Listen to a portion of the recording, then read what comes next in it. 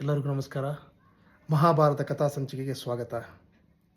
ಮಹಾಭಾರತ ಯುದ್ಧ ಅನಿವಾರ್ಯವಾಗಿತ್ತ?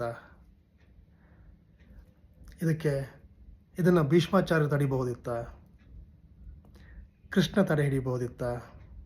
ಇಡೀ ಜಗತ್ತಿಗೆ ಶಾಂತಿಯ ಸಂದೇಶ ಕೊಟ್ಟಂಥ ಶ್ರೀಕೃಷ್ಣ ಯಾಕೆ ಯುದ್ಧ ತಡೀಲಿಲ್ಲ? ಯಾರೆಲ್ಲ ಕಾರಣ? ತಿಳ್ಕೊಳ್ಳೋಕ್ಕೂ ಮುಂಚೆ ನಾವು ಮಹಾಭಾರತವನ್ನು 3 ಆಯಾಮಗಳಲ್ಲಿ ತಿಳ್ಕೋಬೇಕಾಗತ್ತೆ.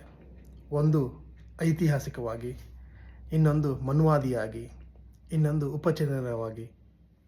ಏನು ಐತಿಹಾಸಿಕ ಅಂದರೆ 5000 ಹಿಂದೆ ನಡೆದಂಥ ಕೌರವ ಪಾಂಡವರ ಬರೀ ಯುದ್ಧನ, ಕೇವಲ ಆಸ್ತಿಗಾಗಿ ನಡೆದಂಥ ಕೌರವ ಪಾಂಡವರ ಆಸ್ತಿ ಯುದ್ಧನ, ಅಥವಾ ಮನ್ವಾದಿಯಾಗಿ ಕೌರವರು ಪಾಂಡವರ ಮನಃಶಾಸ್ತ್ರನ, ನಮ್ಮೊಳಗೆ ಕೌರವರು ಇದ್ದಾರೆ